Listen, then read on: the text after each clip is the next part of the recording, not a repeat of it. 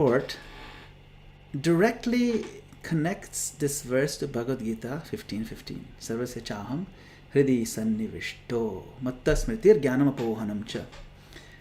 Krishna says, I am seated in everyone's heart. And from me come remembrance, knowledge, and forgetfulness.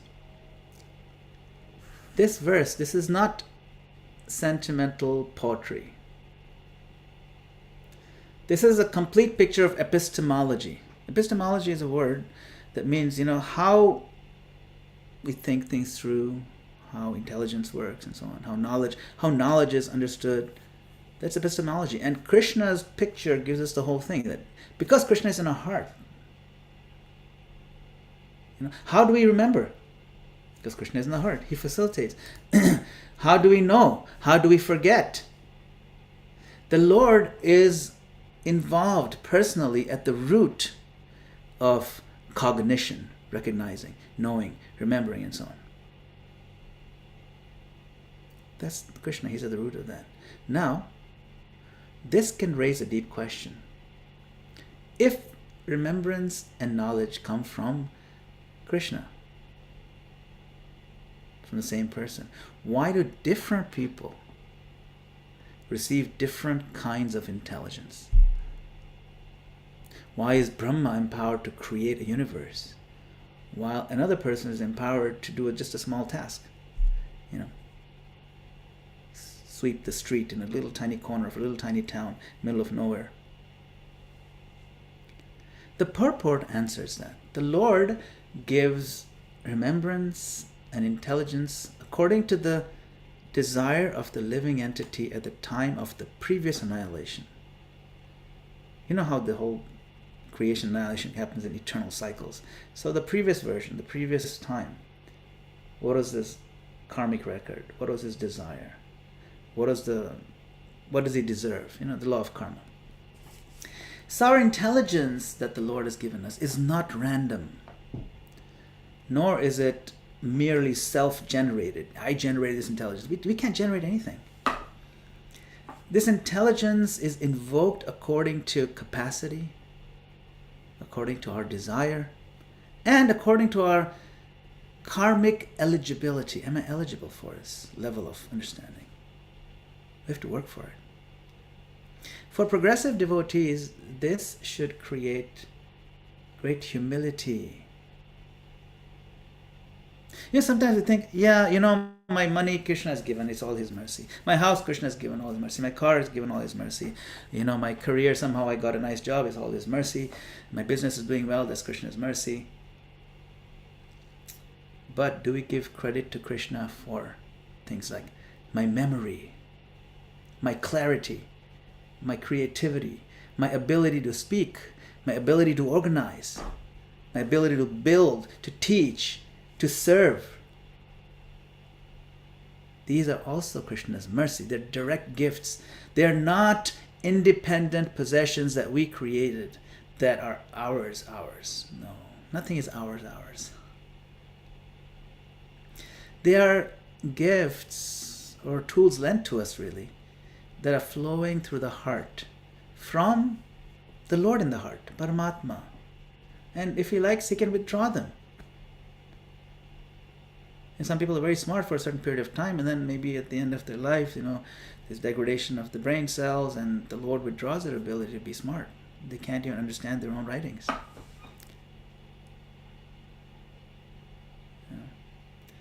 So this understanding should create responsibility and humility. If Krishna has given the intelligence, I must use it. I must. Brahma cannot say, I'm so humble, I will not create. Who am I to create anything? No. Real humility means accepting empowerment without ownership. That's key. Can I accept this empowerment without feeling a sense of proprietorship, without owning it? I own this empowerment. No. Even this empowerment is lent to us. If I work for, the the government that, the part of the government that builds the roads, and they buy these big $1 million machines and stuff that puts down the asphalt, and it's expensive machines. They leave them out overnight. Each of those, like those floodlights, they cost like $20,000. These floodlights with the generator built in, and they use them. There's 20 of them to work at night. As an employee, I can't say this is my machine and take it home. No. Similarly, even my intelligence, this is a machine, these are resources. I can't siphon off gas from that big truck and use it for my car. No. It's not mine. We have to accept empowerment without accepting the ownership and this false sense of proprietorship. That is real humility. That pleases the Lord, and we will be spared the burden of carrying that heavy weight of ownership. Srila Prabhupada gives a very helpful analogy in the purport. He says Brahma is like a highly posted manager who is almost as independent as the owner of the firm, right, of the company. The manager may sign contracts and direct departments and hire people and make decisions and fire people, carries great authority. But he is not the owner. He's still an employee. He gets bonuses, sure, he gets his salaries, many times more than the average worker in the same company. But he's still a salaried employee. He's not the owner. This is the subtle position of Lord Brahma. And of course all the other demigods, they are managers in Krishna's universe. Brahma is almost independent. See, it says here, he's almost independent. He is known as the secondary creator. He is the head of this universe. I mean, look at his equipment. It's 4 heads, a quad-core processor, 4 heads. That kind of servers, computer is expensive. Krishna has given that to him. He's the head of the universe. He's in charge of the mode of passion, which is needed for building anything, really. He's empowered to generate the arrangement, the cosmic arrangement. He gets the credit for doing the engineering work. But the word almost protects the philosophy. He's almost independent. He is not the supreme personality of Godhead. And that's important for us to see. For progressive devotees, this is also a warning. Sometimes Krishna gives a person a great deal of talent. Sometimes you see when a person has so much talent, like Leonardo da Vinci, he can paint. In fact, with his 2 hands, one hand he can write something, calligraphy, and painting piece of art with the other hand at the same time. And he was a scientist, and he was an inventor, and a sculptor, and incredible. So sometimes he packs in so much talent in one person. He gives a person sometimes a great deal of authority. He can give someone many, many disciples. He can give someone many followers. He can give someone a great deal of wealth. It just comes, no matter where he turns, no matter what he puts his finger on, wealth just flows in. He can give someone scholarship, charisma, ability to organize. That's huge, organizational ability, very successful CEOs, ability to influence powerful people. That empowerment can very easily be mistaken for proprietorship. A person may think, I built this, I understand this, I control this. These are my followers. This is my movement, my organization. That is my project. That my, oh my, that is the fall from empowered dependence into subtle atheism. Yeah, atheism, sure. We may be chanting around, but if we think this is mine, we've allowed some atheism to cover us, that there is no God. Because if you understand God, we should understand that nothing is mine, you see. You see, atheism and theism is not like an on and off switch, it's a spectrum. And we can allow certain parts of atheism to affect our consciousness when we claim proprietorship. Brahma teaches us the right posture. Use your intelligence fully.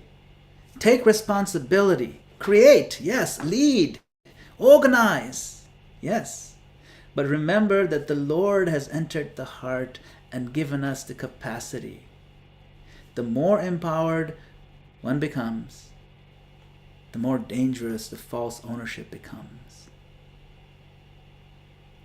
Therefore, progressive devotees need advanced humility. Not helplessness, but transparent, you can call it instrumentality. I am the instrument of Krishna. Krishna, you have given me this capacity, this talent, this ability. Please let me use it without becoming proud. Please, you, my Lord, protect me from this pride that's typically accompanying these empowerments. And you know, my Lord, you know how easily I become proud. It takes no time at all. I'm proud of the smallest little thing. You please help me. Srila Prabhupada then expands this point beyond Brahma very beautifully. He says that many scientists and great workers in this world have wonderful creative force. They invent amazing things, breakthroughs. But they act and create only according to the direction of the Supreme Lord.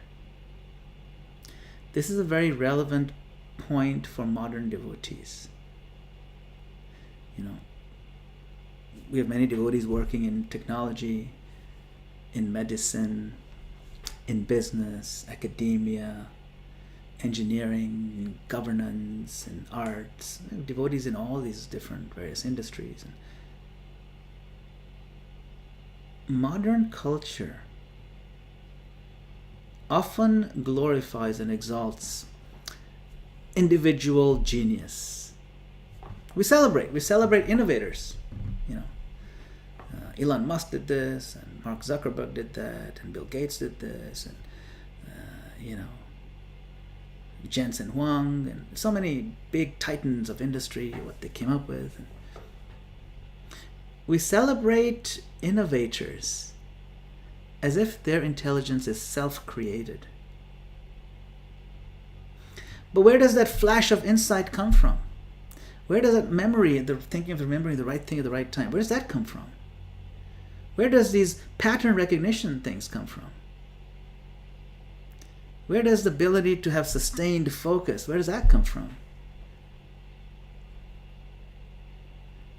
The devotee does not deny human brilliance. We honor it, we honor intelligence. We honor hard work, yes. We honor someone's discipline. We honor their expertise, yes. But we refuse to worship the isolated ego as the source, you see. A scientist can discover, combine, and name and manipulate and apply the laws of nature. But a scientist does not create the laws. Nor can he overcome the stringent laws of material nature simply by his intelligence. This is Prabhupada puts in the purport. No amount of intelligence can help you override the laws of nature. It's not possible. Because your intelligence itself is part of nature. So having this nuanced understanding, you know, when we read the Gita, Krishna says, I'm the strength of the strong. I'm the intelligence of the intelligent. That's what we should see when we read in the news about these great breakthroughs in artificial intelligence, AI, and how these new models can do so many cool things, and how people don't even need to make movies in studios anymore. You can just make movies on your computer, and all kinds of stuff, right? When we see that, we should remember Krishna saying, I am the intelligence of the intelligent. I'm the one who's inspiring these things to happen. When we get this full picture, it protects us. It protects us from anti-intellectualism.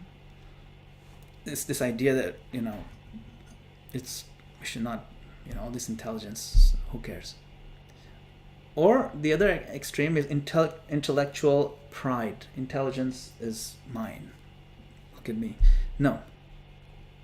So devotees should not be afraid of knowledge or excellence or creativity. Yes, we should recognize that creativity, use it. But devotees must place them in the right metaphysical frame. That the intelligence given to us is a sacred trust. It's entrusted upon us like a weapon given to a fighter. It's a sacred trust. You use it for the right thing. So for the modern worker devotee, who's a worker, what is their meditation? Yes, Vijay Krishna Prabhu reminds us, I am the ability in man. That's correct. Yes, there's so many things. The strength is strong, and the ability in man, and the intelligence of the intelligent. So many things, yes. What is the prayer or the meditation of the progressive devotee in this regard?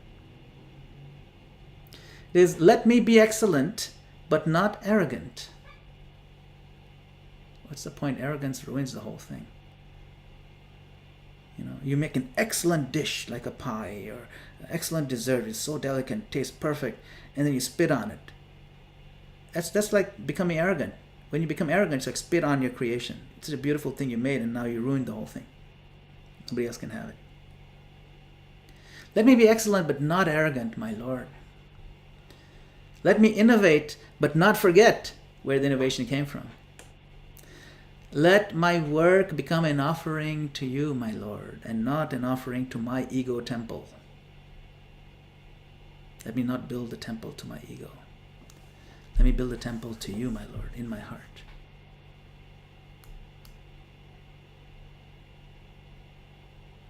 Then another interesting point, yatha purvam.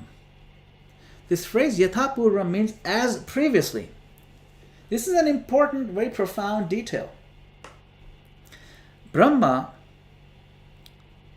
did not randomly create a new universe according to his moods, or now we'll try some new artistic color palette or some new fantasy. No. It's very functional.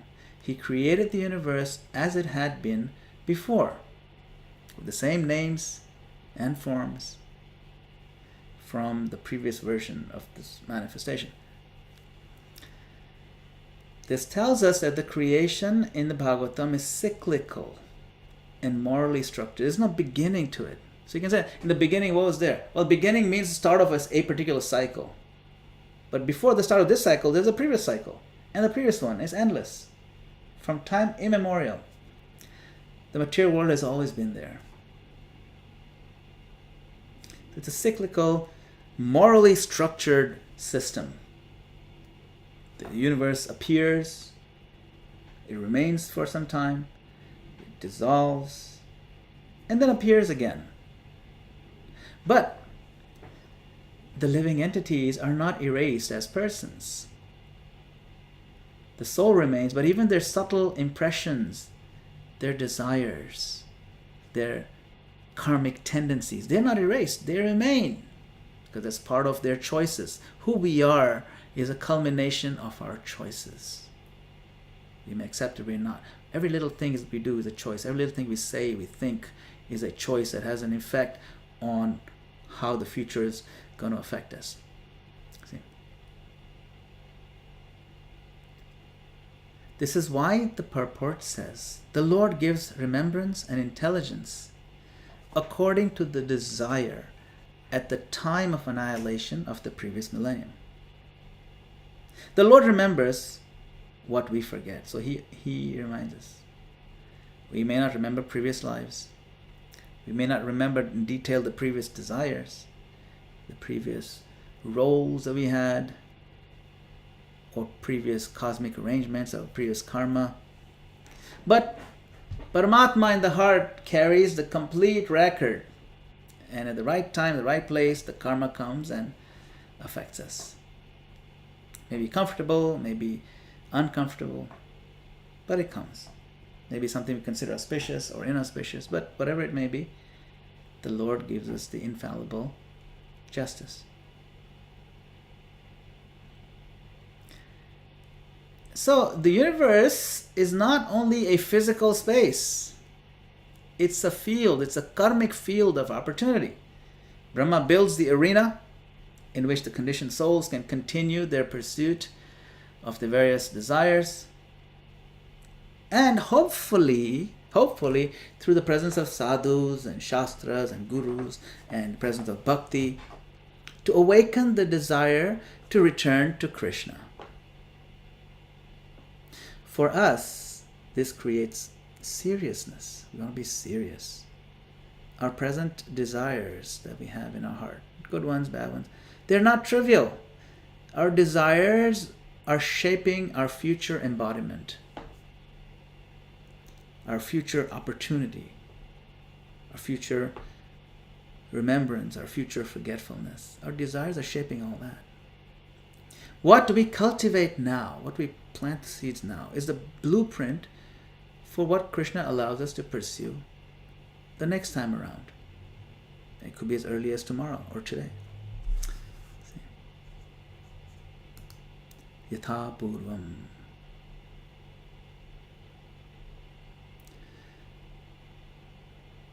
Now this point here, it brings us a subtle philosophical balance. If the Lord gives us intelligence, is He responsible for everything we do with it? I mean, He gave us intelligence. If I do something wrong, He is at fault. The Bhagavatam answers this with some nuance. Lord is the giver of capacity. He is the witness. He is the sanctioner. He is the maintainer. But He's not the desirer. Who's the desirer? We. The jiva soul is the desirer. The jiva turns toward Krishna or away from Krishna. That's really categorically, that's the only two things we ever do. Is we're turning either toward Krishna or away from Krishna. That's all we're doing. We're turning the whole time. According to that desire and according to karma, the Lord gives. He gives remembrance, He gives forgetfulness, He gives the body, He gives the mind, He gives the field suitable for His actions. See? So, even though we may have empowerment, divine empowerment does not negate or cancel our responsibility, what we do with that freedom and that empowerment. Person may receive very sharp intelligence. Right? The intelligence, how is it going to be used? Will he use it to exploit people, to dominate people, to impress people? Or will he use it to serve people? Will he use his intelligence to create weapons that can kill many people? Or will he use his intelligence to heal people who have been injured? Or to preach? Or to build temples? To manipulate people? The intelligence is empowered, but the moral direction that we take reveals our consciousness. You see, the choices we make with that intelligence. Brahma is the ideal example of empowered service. He receives intelligence massively, and he uses it for his assigned service. It's a great job. A conditioned soul receives intelligence and often uses it to deepen his bondage. That's the difference between devotee and non-devotee. The difference is not merely intelligence. The difference is surrender. Surrender. When we use our intelligence to surrender to the Lord, that is bhakti. That's why bhakti itself is a perfection of intelligence. Bhakti does not destroy intelligence. It purifies the purpose of intelligence. The mind no longer asks, what can I make? No, it asks, what does Krishna want me to make? See, what should I preserve in Krishna's service? What should I renounce in His service? What habits do I need to give up? What things that I own do I need to give up, and what do I need to get?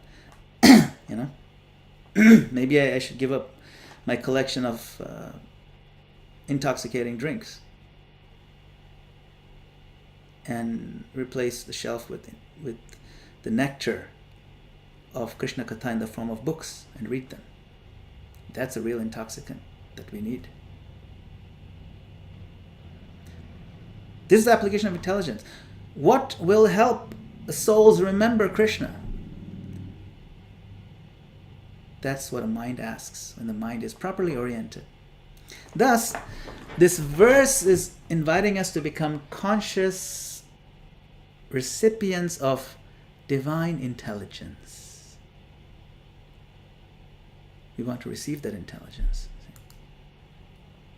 So I'm going to close now as a closing meditation. How can we apply this verse?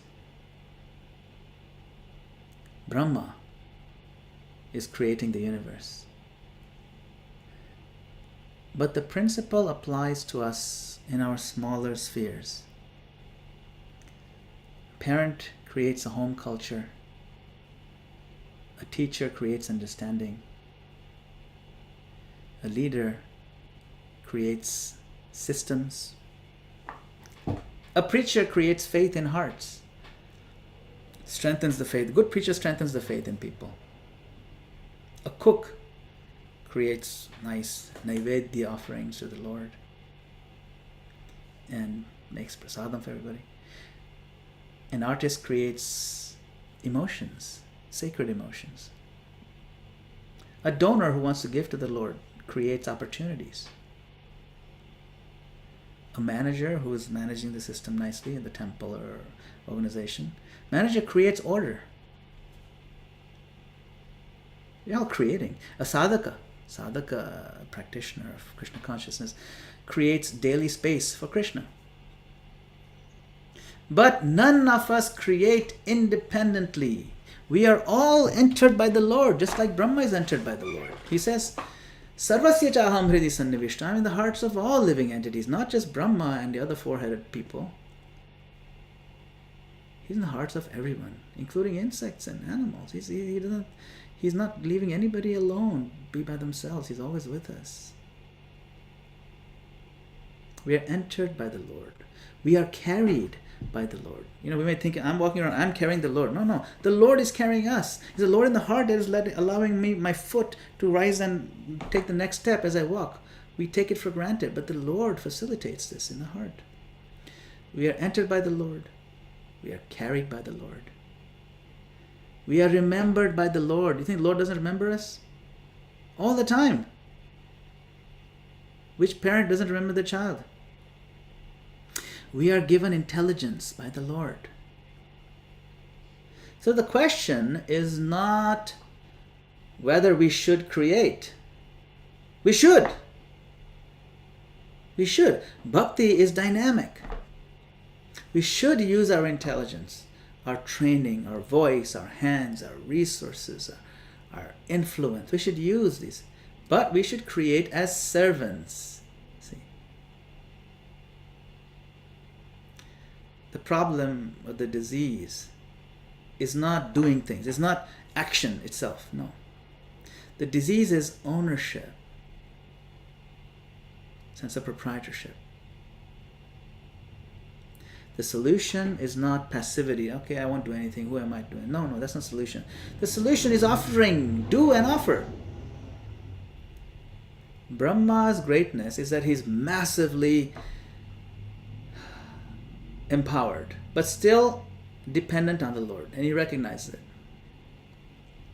That is a model for progressive, advanced devotees.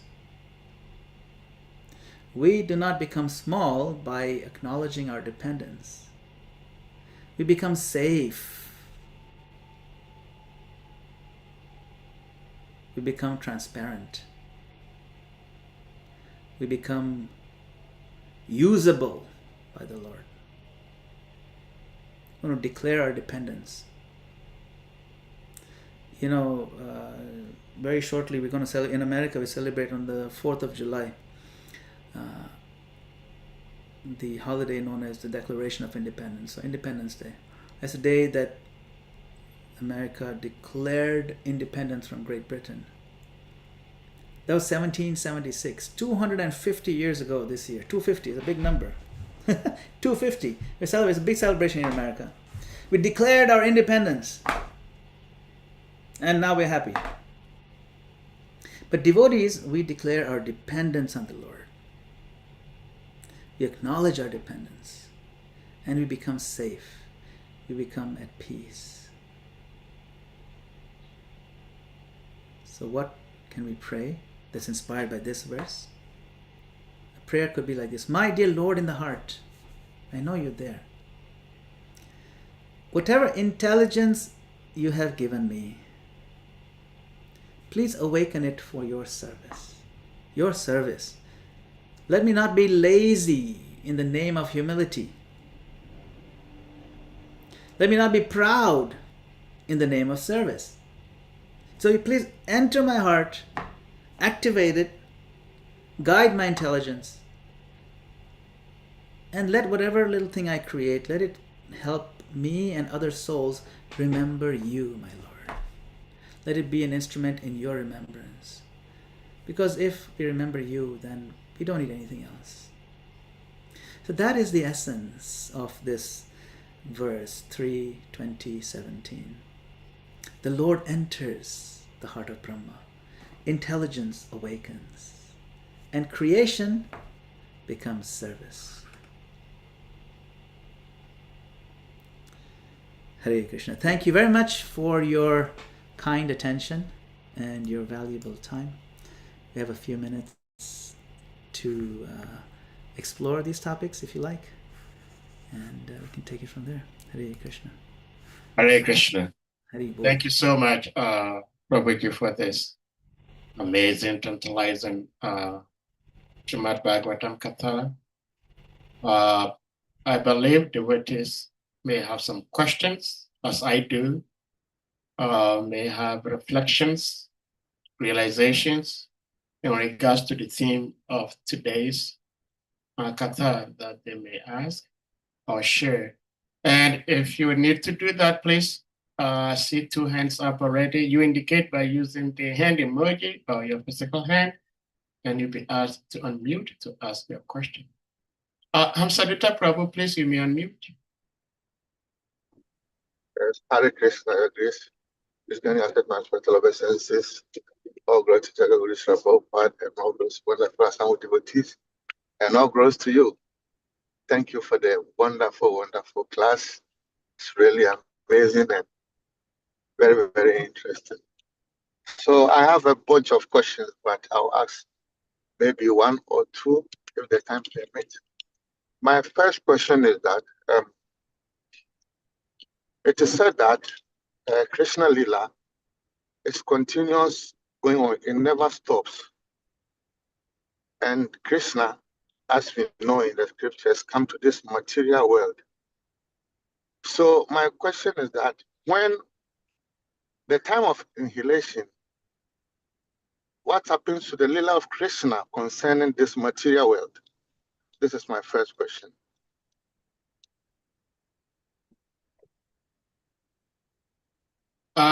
Prabhuji, did you get his question? You just want to ask. Okay, I thought you had multiple questions. Let's do one question then. Okay. Yeah, one question. Okay, yeah, it's better. Okay. You know, I attended a very nice class yesterday by His Grace Hari Parshad Prabhu. He's one of the great scholars in the movement. He's right here in New Jersey this weekend, and it was really nice. And he brought up an interesting point. You see, because the Lord controls everything. He controls the material world, the spiritual world. Ultimately, everything belongs to the Lord. Every house is His. Every room in the building is His. Doesn't matter. Even in the prison house. If there's a dictator who owns the whole country, in the prison house, every room in the prison, every prison cell is his. If he wants, he can go and sleep in that if he wants and do his own. So everything belongs to Krishna. So when he does his pastimes here in this world, it's not different from his pastime in the spiritual world. Not different at all. In fact, you know how we sometimes think, like there's this circle that of Krishna's pastimes in the spiritual world, and then there's another circle. There's pastime of Krishna in the material world, right? One is a subset of the other. You know what I mean? One is a smaller version of the other. Which one is a so spiritual world is called Goloka Vrindavan, and the material world is called Gokula Vrindavan. Okay. So which one is a subset? Is Gokula Vrindavan a subset of Goloka Vrindavan, or is Goloka Vrindavan pastime subset of Gokula Vrindavan? How would you answer it? I would say Gokula is a subset of Goloka. Yeah, and I would say the Acharya say you're wrong. That's the sweetness. It's the sweetness of being wrong when it seems very obvious. I'll tell you. Yeah, yeah. I'll tell you. Let me tell you. In Gokula Vrindavan, you get to see the pastime of Krishna's babyhood, stealing butter, killing actual demons, being chased by Mother Yashoda, tied down, so cute, chubby. Yeah.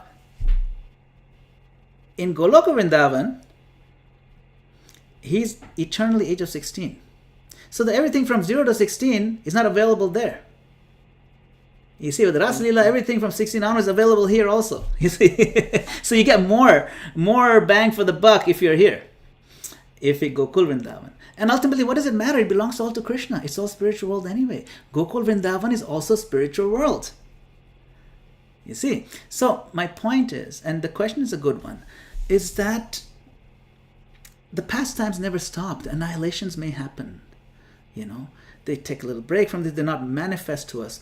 Even today, it is said Krishna does Ras Leela in the Nidhivan. You go to Vrindavan, if you visit Nidhivan, they say at night you're not allowed in there. If you go at night, people go there, they'll become blind, or they die or something. You're not allowed there because Krishna is going to have his Ras Leela there. Even though it's not manifest, it's happening. So even when the world itself may not be manifest, like it's wound up, the pastimes still happen in one sense, okay, everywhere.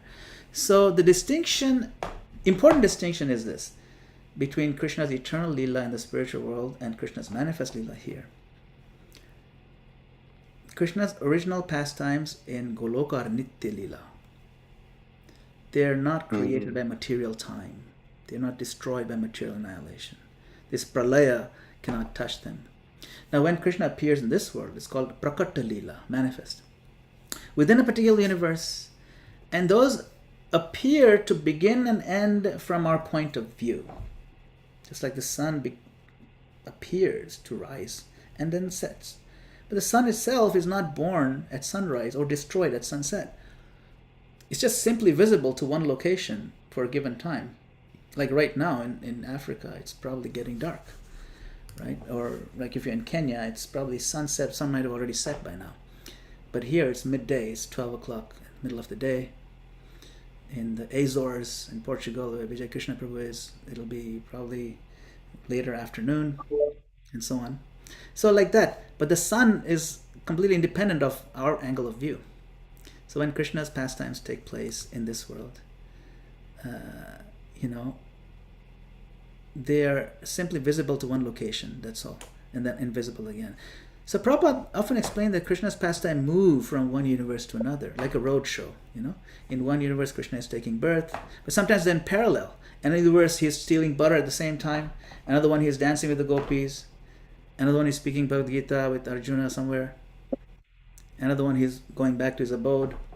In parallel, all the time, because there's trillions of universes, so he's doing all kinds of stuff all the time.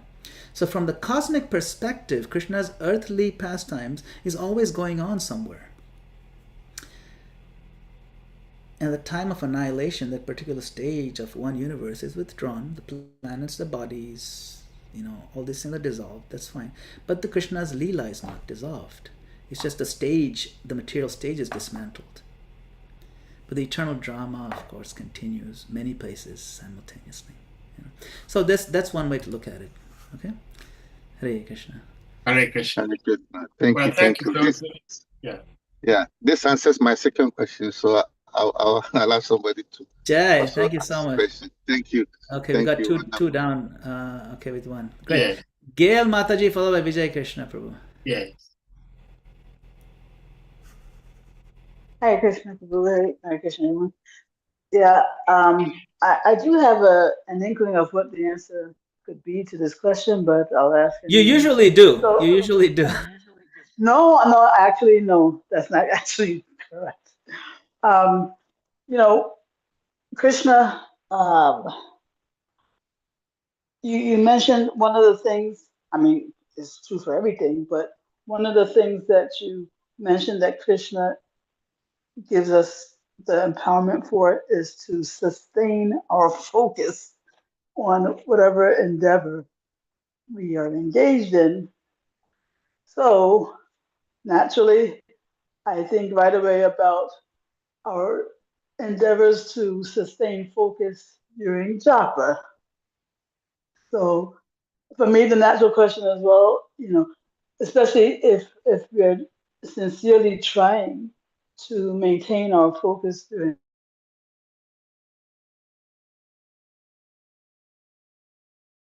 japa, and he doesn't, he appeared to cooperate with that desire. Okay, I don't know if you Gail, caught you're the breaking question. up. You're breaking up. Yeah. Oh, Yeah. I don't So know. what can you state your actual question in the sentence? And I think I got most of it. I just want to understand the question part. What is the question? Yes. Are you able to hear me better? I can hear you. Yes. Yes. Okay. My question is, since both Krishna and we want to maintain our focus on japa, right, on his names during our japa, why doesn't he appear to give us the empowerment to do so? Yes. Very good question. Krishna, if you want me to be interested in you, why don't you make me more interested in you? No. No. Okay, why don't you give me the energy and the requisite focus to make me successful in my japa process if you really want me to be successful? Is that a fair framing? Yes. Yes. Yeah. So, when we do japa, we're not merely trying to force concentration by our mental strength in the muscles. The ability to sustain focus in japa is, like you said, a form of empowerment from Krishna. But Krishna's empowerment, how does it come? Why do you see some people more empowered than others? Krishna's empowerment usually comes when we create the right conditions to receive the empowerment. You see, that's an important key to understand why some people get so much more than others, because they're catching more. Krishna says, Matta smritir jnanam bohanam cha, chapter 15, right? From me come remembrance, forgetfulness, so on. So remembrance itself is a gift from Krishna, the ability to focus, say, right? If I'm remembering that Krishna is here, if I'm remembering that I should sit up straight, if I'm remembering that I should have slept early the night before, these kind of remembrances of Krishna, his guidance, guidance of our gurus, acharyas, guidance of Prabhupada, this remembrance, even that remembrance is not my personal achievement. It is Krishna allowing me to remember him. So the question becomes, how do I make myself more available to that mercy? So, first we approach japa with humility, not self-hatred. I'm not cut out for this. I'm just so bad at this. I'm never going to do it. I've been trying for 40 years and just not getting anywhere. No, we don't need to be there. It's not self-hatred. We can pray like this. Krishna, I cannot control my mind by myself. It's just, I've come to the conclusion. Please today, please allow me to hear your holy name. Please let me stay with you for this one more mantra. Not even one round, it's one more mantra. You pray. Then you come and tell me, Mataji, if that particular mantra was better than the ones you chanted before. You will see Krishna will have empowered some more than you've ever felt before. I'm telling you, if you pray before that one mantra, Krishna, I'm going to chant this one mantra, but before I chant, I'm begging you, I'm falling at your feet. Please make it like a very good one. Then you chant it.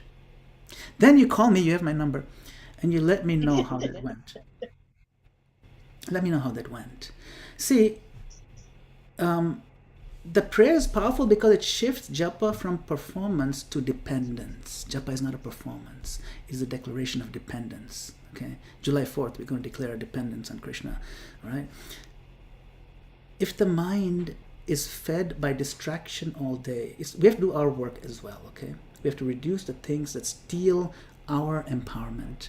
If our mind is distracted all day, then during japa, I'll continue to chew on those distractions, on those impressions. Too much phone, too much news, too much conflict, too much ambition, too much resentment, too much prajalpa. Too many Zoom classes, you don't get enough time to chant your japa. That's a problem.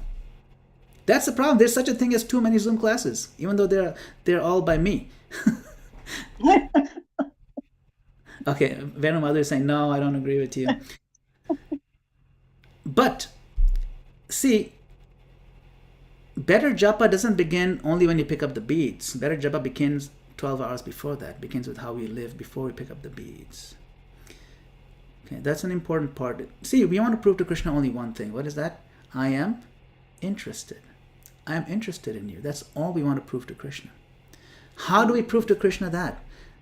By getting proper rest the night before and making a sankalpa that tomorrow I'm going to do fantastic japa. I'm so interested in Krishna. I'll pick up my beads.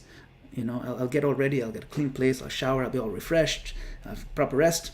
And I'll sit up straight like Prabhupada says. And I'll chant with nice clarity. And I'll aim to finish 16 rounds today. And I want to ask the Lord, please bless this japa. If you do that on a daily basis, you're stepping out of your comfort zone because you're not comfortable doing all those things. So you do a little bit at a time until you can do all of them. And we're trying to prove to Krishna one thing, what? I am interested. You see. So the focus should be made smaller and more realistic. Sometimes we fail because we try to concentrate for all 16 rounds and we feel defeated. Instead, ask for empowerment for not even one round, one mantra. Hare Krishna, Krishna Krishna, Hare Hare, Hare Rama, Rama Rama, Hare Hare. Can I hear this one mantra as a personal appeal? If I lose focus after that, fine, but I'll return again for the next one. See, japa is not one long success or failure. It is thousands of small returns. Carriage return, thousands of returning back, thousands. That is success. You see? So there's different ways. Of course, I don't want to give you the whole japa retreat, 6-hour japa retreat here as a response. But basically it comes down to this. Can I prove to Krishna I'm interested? Am I really interested? Is my habit, are my patterns reflective of my level of interest? Krishna, make me more interested in you, because that's where I belong. So things like that we can do. All right, Gail, Mataji? Yeah, I was just wondering,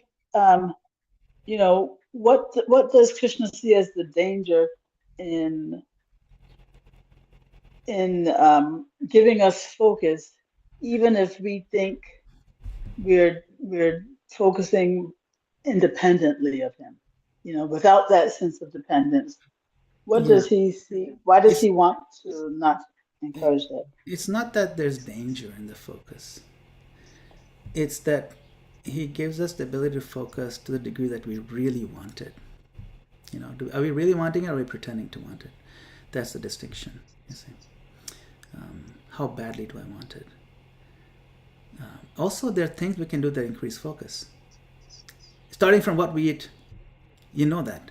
What you eat, when you eat it, how you eat it. That's one thing. So mode of goodness, Krishna gives us the framework of focus in Bhagavad Gita. He said the yogi focuses. How did the yogi focus? Moderation. Don't eat too much, don't eat too little. Don't sleep too much, don't sleep too little. Don't exercise too much, don't exercise too little. I mean, the word, he doesn't use exercise, he uses recreation. It's the same thing. You don't want to be Arnold Schwarzenegger, but at the same time, you don't want to be so out of shape that you can't sit properly. So, Prabhupada used to walk every day for exercise. Stuff like that, right? Moderation. If you tweak that, you'll find your focus naturally increasing. Krishna has already given you the keys to the focus box. And now we're telling you, no, Krishna, you open the box and stuff it in my mouth. No. Here's the box, here's the key. You open it yourself and do it. The box is the Gita, the key is the reading of it, and for us to apply it in our lives. We can't say Krishna hasn't given it to us. He has given it. We're not opening the box. See, if you do all those things that he's given, it's available to all of us. His empowerment is like the sunshine. All the butterflies and insects can enjoy the sunshine. But do I want to be the butterfly that enjoys the sunshine, or do I want to be the bug that crawls under the rock avoiding the sunshine. That's up to us. It's available to everybody. So the key, the box, the treasure, the empowerment, the focus, it's available to all of us. It's found in the Gita how to do it, and practical instructions available from other devotees. Now it's up to us to take it. That's all. Right? The lottery is already won. You have to take the ticket to the office. If I'm too lazy to take the ticket to the office, that's on me. You see. All right? Yeah, thank you. Very well. All right. Vijay Krishna Prabhu, bom dia. Tudo bem? Bom dia, Madame Gopal Das Prabhu. Tudo bem? My question is in the chat. If you can read Let me it. get, yes, let me see it. Okay, you mentioned, let's see, I have to read the question here. Sorry. I can read it to the hearing of all the Yeah, I got it. Okay, yeah, I'll just read it aloud. You mentioned that pride may cause harm to our spiritual advancement. My question is, how do you explain that Srila Prabhupada was proud of his initiating spiritual master, Bhaktisiddhanta Saraswati Maharaj? When Srila Prabhupada was asked why he walked with his head high, he answered, and I'm paraphrasing, because I am proud of my initiating guru. Pride in the mode of goodness? Question mark. Thank you. Yes. Excellent question, Prabhu. Because it shows... Thank you. You're Yeah. very kind. Yes, thank you. No, it's a very clarifying thing, and I'm glad you asked it. It shows that not all pride is the same. When Krishna warns against pride, when our guru or they warn us against pride, it usually means false ego pride. I am great, I am superior, I deserve honor. My intelligence, my purity, my service, my austerity, my position makes me special and better than the average bear. Okay, I'm smarter than the average bear, or the average, I don't know if you know the reference, but the average person, right? That kind of pride blocks our bhakti because it places us, this selfish center, in the focus, right? Srila Prabhupada's pride in his Guru Maharaj is a completely different nature. It's not self-glorifying pride. It is called Guru Gaurava. Gaurava means glory, the glorious confidence in one's spiritual master. I'm so confident in my Guru's empowerment. I feel it. I'm so confident. He's not thinking, I am great. He's thinking, my Guru Maharaj is great. Therefore, I can walk with dignity as his servant. Being his servant, I feel his empowerment. It's not pride of ego. It's called the dignity of surrender. There's a big difference between I'm proud of myself and I'm proud to have been accepted by such a great master. They're two different things. The first inflates our ego, false ego, and the second dissolves the false ego into a sense of gratitude and dependence. You see, ordinary pride, what is the self says, look at me, it's so nice, right? In devotional pride, the servant disappears behind the glory of Guru and Krishna. You see, he said, look at my master, look at Krishna, look at Krishna's mercy, look at the power of parampara. Yeah, look. See, it's where you point to when you're proud that matters. So yes, you could say it's a kind of pride in pure goodness, or beyond even the modes, which is why it's fully devotional. But perhaps a better phrase would be spiritual confidence. Prabhupada was humble, but he's not weak. Humility doesn't mean walking with shame or insecurity or lowered sense of mission. No, he had a very strong sense of mission. It means I have no independent qualification, but because I'm carrying the order of my Guru, I must be bold. No matter what, how cold is America, I'm going to go there and I'm going to share this, knowledge of Mahaprabhu to the world. Hanumanji is humble, but he jumps across the ocean, flies. Arjuna is surrendered, but when he pulls that arrow on his bow, you better watch out. It's going to pierce 10 people in one shot. Srila Prabhupada is humble, but he challenges the world. You see. So, does this pride make me more surrendered? Does it make me more grateful, more responsible? That's the key. That's the key difference, Prabhu. And that's why the pride, it can be good and bad depending on how you use it. Yeah? Okay. Hare Krishna. Hare Krishna, Prabhu. Thank you very much. Hare Bol. Hamsadutta, Prabhu. Prabhuji, I think before we go to Hamsadutta, there is a very interesting question from one of your beloved disciples in the chat room, Sunil. If you may take that. Okay. Oh, I didn't even see that. I see. Okay. Let me just read Yeah. this here. It says, let's see. Brahma is given intelligence directly by Krishna to create the entire universe. Yet he still gets bewildered, creates demons, and makes errors. So I'm wondering, is its mercy of intelligence a one-time gift, or is it more like a continuous flow that ebbs and flows depending on the depth of our surrender? And if that's the case, what is the actual relationship between the quality of our surrender and the quality of intelligence we receive from Krishna? Deep question, very deep question, Sunil Prabhu.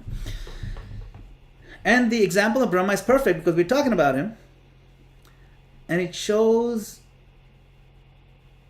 there's a subtle difference between this concepts of empowerment, purity, constant dependence. Now, of course, Brahma, we see, is getting this extraordinary intelligence from Krishna. Without that empowerment, he cannot create even one atom, okay, in the universe. But doesn't mean that now Brahma becomes infallible. Only Krishna is infallible. Achyuta. His intelligence is real. It's powerful. It's divinely given. But Brahma still is a jiva and still has freedom. We all have freedom. A little bit of freedom. See? So when there's even a slight covering, a slight distraction, a slight impatience, a slight delusion that, oh no, I'm something, then our bewilderment can occur. So yes, we can understand Krishna's gift in two ways, right? There's special empowerment for this service. Krishna gives Brahma the capacity to create. Krishna may give a preacher the ability to speak beautifully and touch people's hearts. He can give the manager the ability to organize like nobody has ever done. He can give the mother the ability to care for the child, so on and so forth, right? That empowerment is connected to a role, to responsibility, right? But the proper use of that empowerment requires a continuous stance, continuous flow of dependence. I have to constantly declare my dependence. You see? Now, Brahma's example is instructive. He's empowered, yet he performs tapasya. He does a lot of tapasya. He receives intelligence, yet he prays. He creates, yet he's corrected. He's almost independent, never actually independent. So yes, he makes mistakes. Now, sometimes Brahma makes mistakes. Krishna intentionally makes him bewildered to do a particular lila, like the Brahma Vimohan lila. I mean, they literally called Brahma Vimohan lila, right? Brahma's confusion lila, right? And Brahma got so puffed up. So Krishna intentionally clouded Brahma to instruct us. Don't be clouded, I'm the Lord, don't mess, And then the result of that, Brahma's humbled, but so beautiful prayers come out from Brahma's mouth. Beautiful prayers came out of that humbling process that even when I think of them, it just melts my heart. The prayers of Lord Brahma, read them. You'll be stunned how beautiful. I would say some of the most beautiful prayers in the world are in the prayers of Lord Brahma. So my point is, sometimes he does that, but he's also trying to show, Krishna trying to show, that we should always be on guard, no matter, and especially if we become more empowered than the average person, then we should be especially on guard. You see, so that's the point to take, because we always have independence. That's the one thing Krishna will never take away from us, never. That's the contract he has with all the jivas. He will not disturb us in our free will. And now we have not signed any contract like that. We can disturb other jivas, so no problem.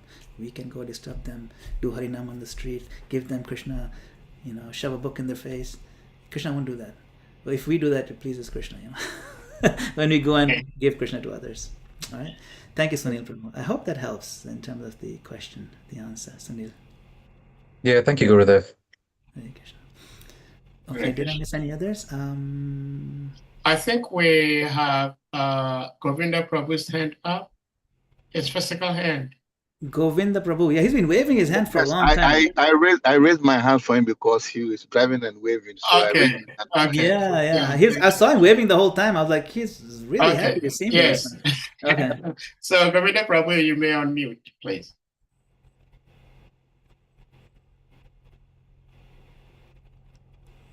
Please be careful driving that big rig. Yeah. Go ahead. Thank you very much, Prabhuji. My most respectful obeisances to you, and my respectful obeisances to the devotees, my obeisances to the Parapara. Thank you very much, Prabhu. This is amazing, wonderful class. And it's really, really deep, and it's actually self-explanatory. So I've really enjoyed it so much. But I would like to enjoy more of this nectar. So I'm asking this question for you to kindly throw more light for my understanding. The question is about Krishna pastimes. Krishna was here 5,000 years ago, and as we all know, he performed various pastimes right from his childhood to the age of 125. So many things that he did with his associates. And he really said that this pastime, as we all know, is going on eternally. So that brings a question to my mind that, the perfect yogi can expand himself into a number of times, but he can only do one activity, even though he can expand to many times, but he cannot do anything different. So Krishna pastimes going on eternally, is it the same, like the same activities that he came to perform on earth that is still taking place in other universes? Or how is his pastimes performed or going on in other universes? If you can kindly help me to understand this this doubt. Thank you. Turn left at the traffic light. Yeah, you got to turn left at the traffic light over there. Krishna, like you said, right? He has given yogic abilities to people to expand themselves up to 9 times. There is some number of times you can expand. You can replicate yourself. You can do, like, if you have to dig in the field and you need 9 workers, and like, I'm a yogi, I'm just expand 9 times and have shovel, and we're all shoveling at the same time, right? 9 of us, right? That's about what you can do, right? As a yogi. Krishna is not a limited yogi.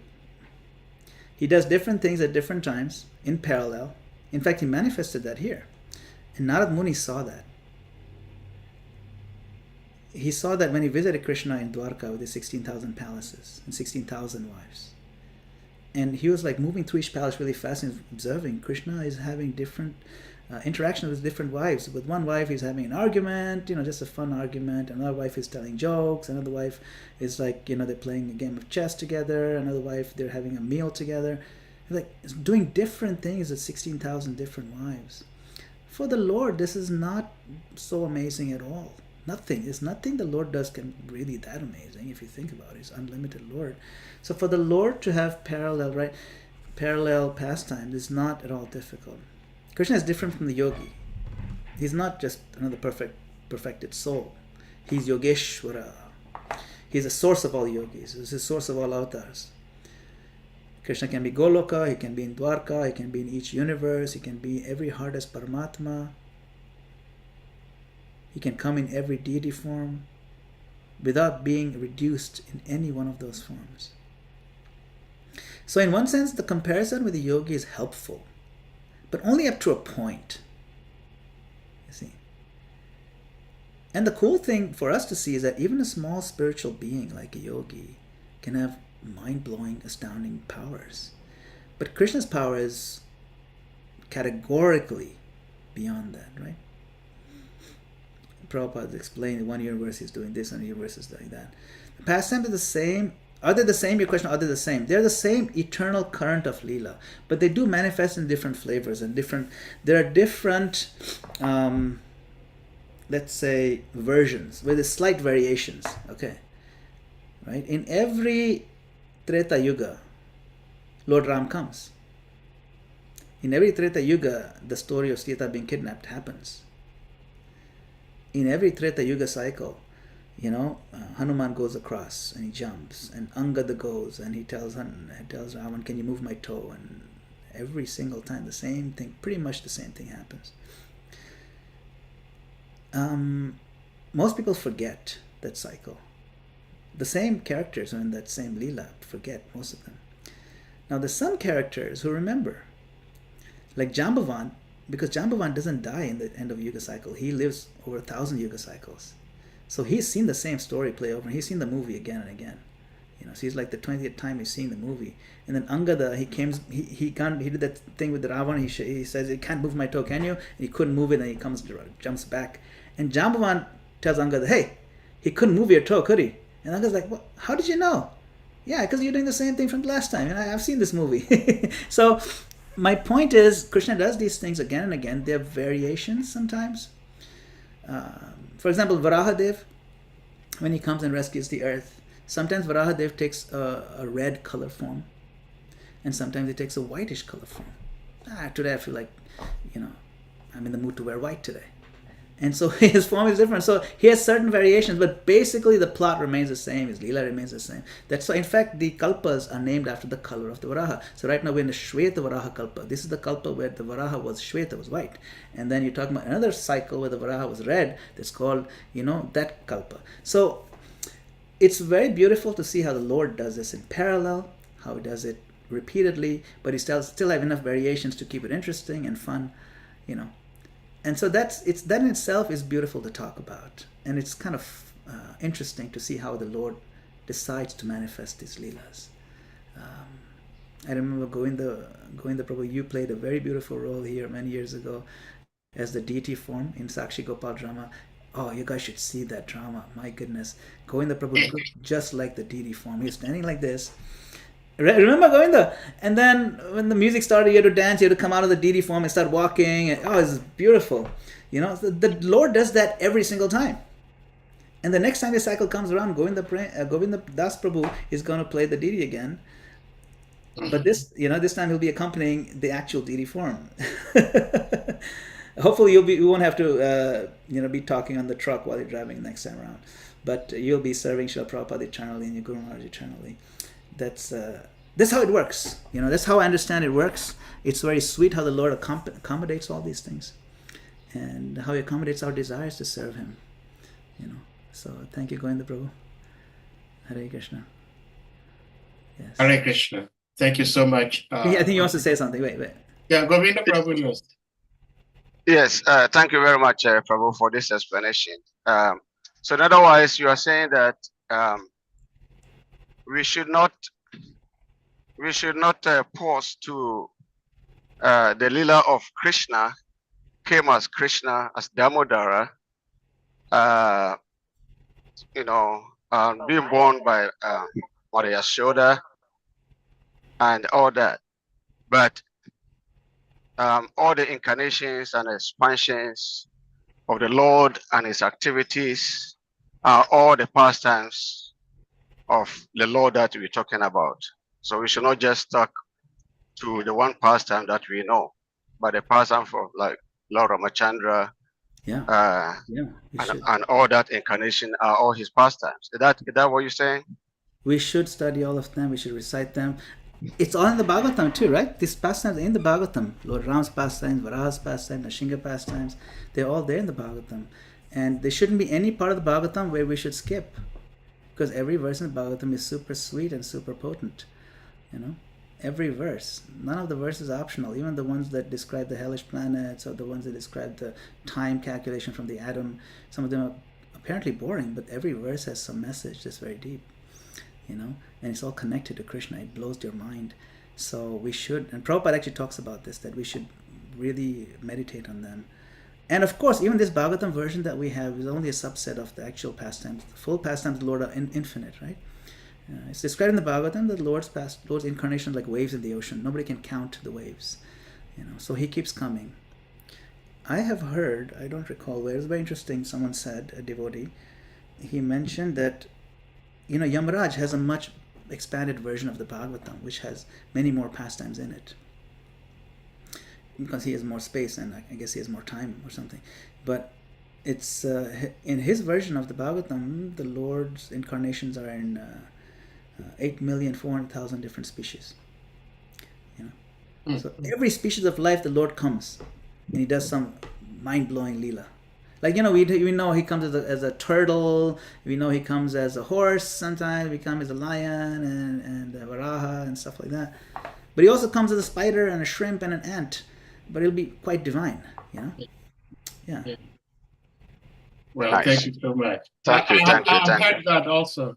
You heard that, right? Yeah. Yeah. I'm trying to recall where I heard it. But as a proper disciple explained it. This is, Anyway, thank you, Prabhu. All right. Thank you.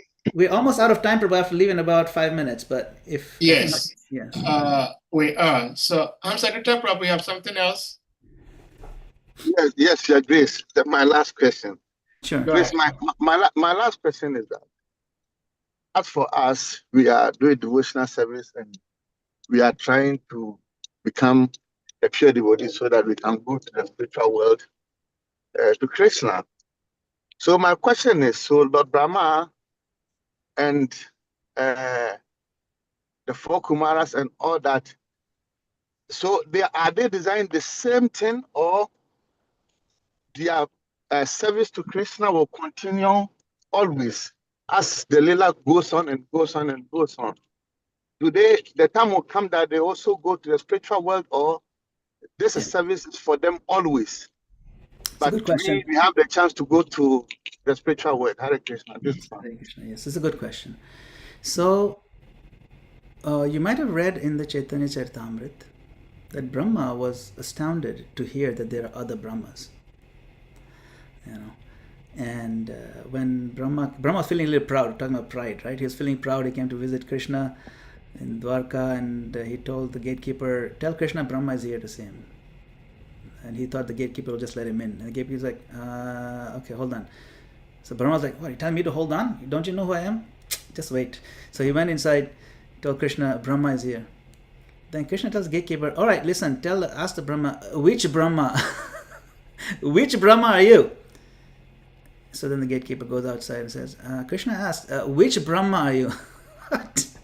What do you mean, which Brahma? Yeah, Brahma, like, you know, the Brahma. What do you mean, which Brahma?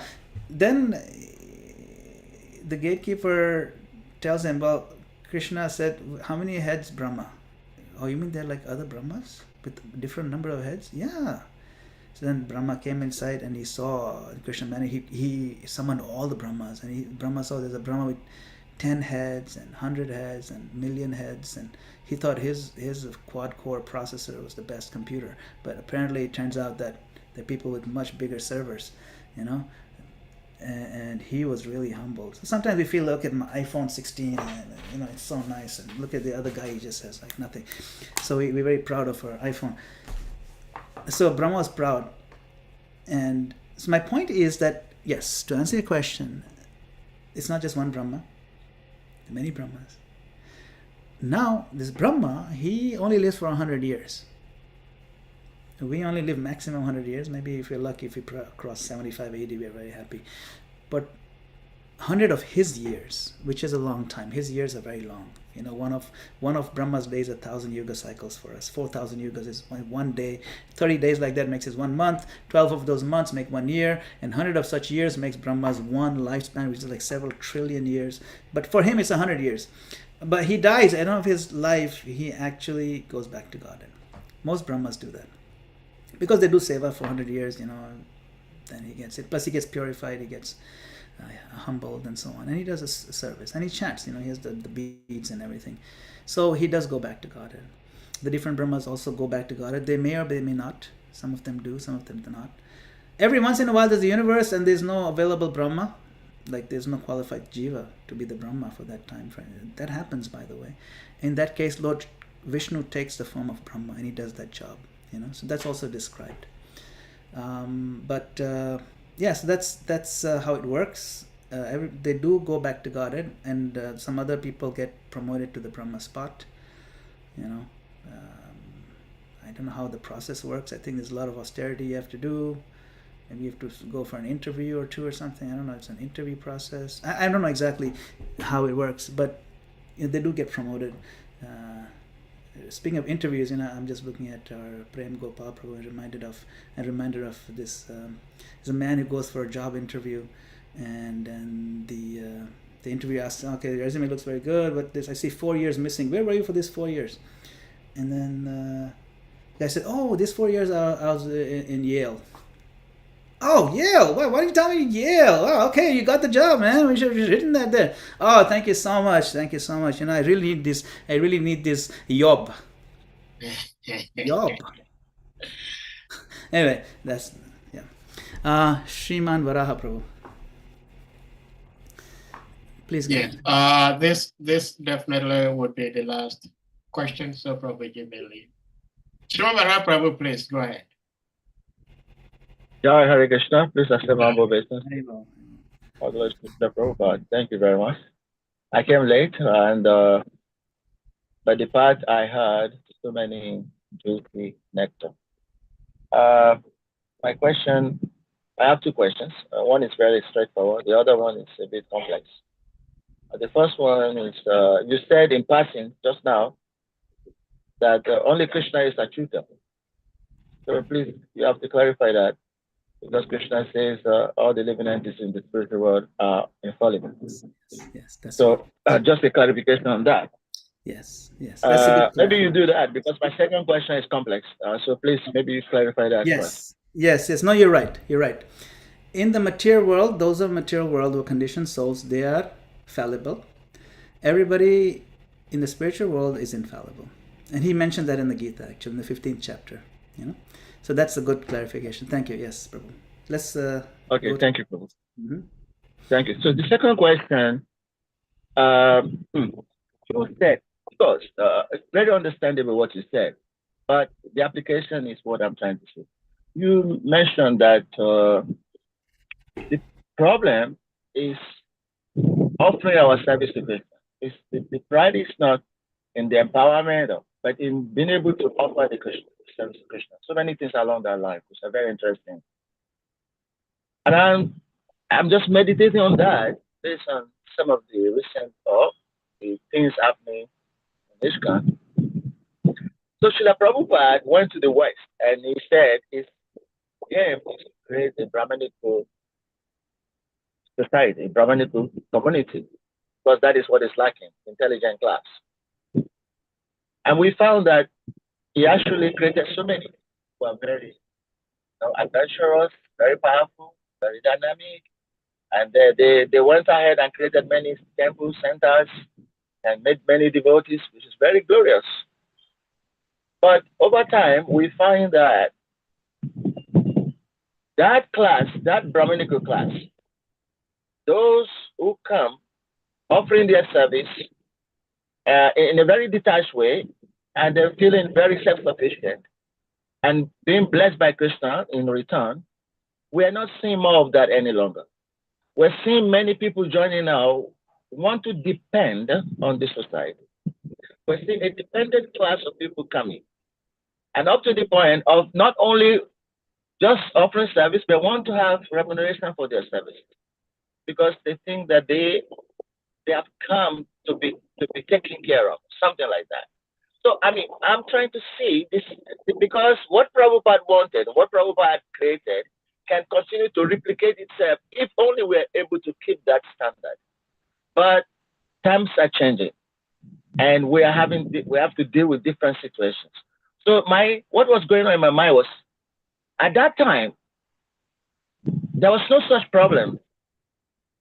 Even one of the Prabhupada disciples mentioned recently that, in fact, it would be very difficult for that idea to cross his mind at that time. There was nobody thinking of that. Everyone just wanted to serve, offer it, and in a selfless way, they were happy. But nowadays, it's changing. So my first question, I hope you got it, but my first question is, how did Prabhupada deal with those class of people at that time? It's not that there were also not dependent type of people coming, but then how come they were also absorbed and such thoughts were not crossing their mind, they were satisfied. But today, we see that many people feeling that ISKCON owes them something. They have to get something back for their service. They need some remuneration. And I'm afraid that if this trend goes on, we're going to totally lose the missionary spirit. Because nobody goes out there to want to open center and expecting, who is going to pay me for my service? What am I going to have? You don't go wanting to open center with that kind of idea in your mind. So missionary spirit will be dead if this trend goes on. So this is my worry. I think you can throw some light on it. Thank you very much. Yes, thank you. Thank you very much. Yes. This is a very important and definitely a painful leadership question. Okay. You stated right. This pride is not that I'm empowered, but the real joy is somehow Krishna has allowed me to participate. Somehow Krishna has allowed me to offer something. That is a healthy devotional dignity. A devotee doesn't become proud of being powerful. He's grateful. He's grateful that Krishna allowed, his power, his money, his intelligence, etc., to be used in his service. Prabhupada did come to create brahmanas, and he did, like you said, create some many dynamic brahmanas who didn't collect any penny. I remember reading the story of my Guru Maharaj also, when he joined ISKCON. He joined ISKCON before ISKCON was formed. He joined one of the first ones in New York. And he not only he didn't ask for money, he was doing a job outside, he gave his full 100% paycheck to Prabhupada. He didn't even keep one penny for himself. That was like the standard at the time. When you come, you join, not only you don't ask for money, you give everything in your pocket and you give your whole life. You see. So when we now see a culture where people mainly ask, what will ISKCON give me? How much salary am I going to get? What is the position? What about housing? What about security, recognition? So it's understandable that something is shifted. Now, of course, there is the pure volunteer or detached professional. Someone earns outside, maintains himself outside or herself, and gives the time, the wealth, the expertise. This remains a very powerful model. We see that happening. I know here in North America, many new centers have opened. Not one center anybody's asking for salary. They're sustaining themselves and they're donating their own money to this new centers and so on. And they're themselves presidents and running small centers, but they're doing it like that. So there's that. That's a good model. Then there's the renounced full-time servant, the sannyasi or the brahmachari, or he's just given up all jobs outside. He's working full-time in there, and whatever donations they collect, they're happy with that. They don't ask for a salary. They just live in a little corner in some room. Very, very simple. They live in the shelter of the temple without any private ambitions. Their vow of poverty, So just give me a second. Someone's pinging me at work because I do have to go. I might have to go in a few minutes, but okay. And then the one you mentioned, there's the employee mentality. I will serve only if I'm paid, if I'm promoted, if I'm recognized, if I'm accommodated to all these expectations, right? This is, like you said, where the danger comes. The temple becomes an employer. Krishna becomes career context, and seva becomes a job identity. So The problem is not that some devotees receive some maintenance, to buy the toothpaste and things. That's not a problem. Large temples and schools and farming communities and all these things, they require stable, responsible people.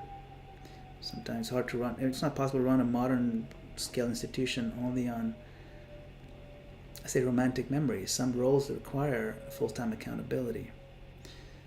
So maintenance is given. Prabhupada was not into salary. In fact, some devotee asked salary. Prabhupada was very, very hurt. He said, why you ask salary? You're giving your life to Krishna. But this idea of giving a small stipend to get, by just necessity, Prabhupada would give allowances to let people buy what they needed. So that's the same kind of thing. But he wanted to make sure we don't spend even, like he said, even 1 rupee should not be misspent. It disturbed him, So the simplicity is required. If a devotee needs some maintenance to sustain themselves, very simply, we have to make sure that they're taken care of, especially if they're given their whole life. But if it becomes an entitlement to, I need massive salaries and so on, that's when it becomes very, very dangerous. So, of course, we can't recreate the 70s by nostalgia. It's not the 70s. Everything has changed. The world has changed. Legal requirements that weren't there before have changed. Things that you could do for free before, you have to pay so much money. Family structures have changed. Cost of living has changed. The temples are far more complex. So we can't absolutely we can't go back to those 70s, but we can recover the principle behind the old days. Principle was what? Krishna is the enjoyer. The mission is urgent. My life is for service. I should take as little as necessary and give as much as possible. Those principles remain eternal.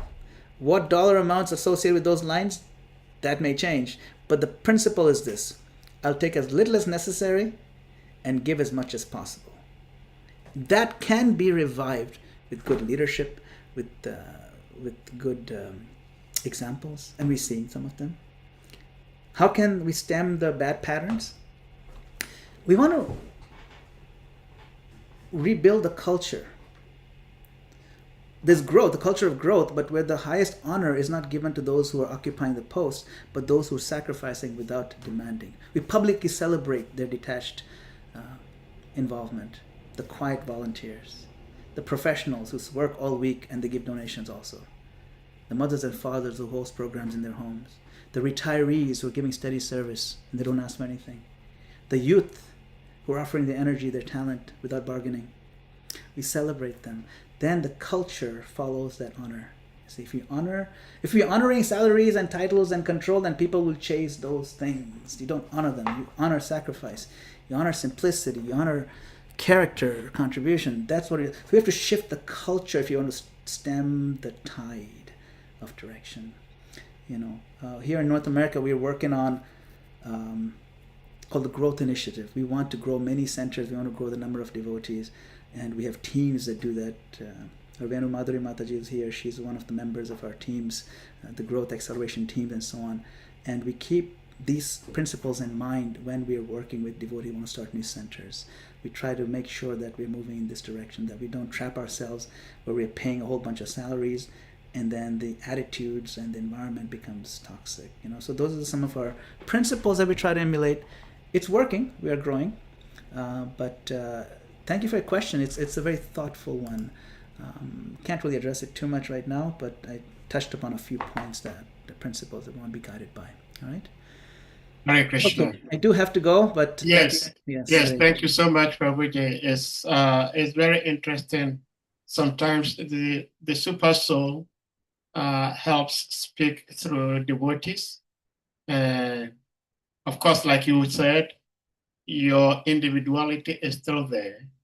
So whatever you shared with us is coming from you, but we also recognize from your wonderful teachings that it's ultimately coming from the Supreme Lord. You allowed yourself to be an instrument. And Madhavan Prabhu just said something in there. He said, you said it all, because we are fortunate. We are here almost every day, 5 days in a week. And this last question our beloved senior God brother asked has been a challenging question for us on this forum. but your answer covers each and every sector of the argument. So thank you so much in all. And with that, devotees, we're going to humbly request you all to kindly unmute yourselves, and we all, with one heart, one love, chant the Hare Krishna Maha Mantra to express our deepest appreciation to our revered speaker, His Grace, Madan Gopal Prabhu, for sharing his love and wisdom with us all today. Please, you may all unmute Jai. Hare Krishna, Hare Hare Krishna, Hare Hare Ram, Hare Rama, Vanchaka Patarubhya Kripa Sindhya Ivacha, Itanam Pavanabhyo, Vaishnavyo Namo Namaha. Ananta Koti Vaishnava Vrinda Ki Jai. Jai. Prabhu Ki Jai. Sasaram Das Goswami Maharaj Ki Jai. Jai. All glory to Jagat Guru Shri Prabhupada Ki Jai. Jai. All glory to the Samad Vaishnava Devotees Ki Jai. Hare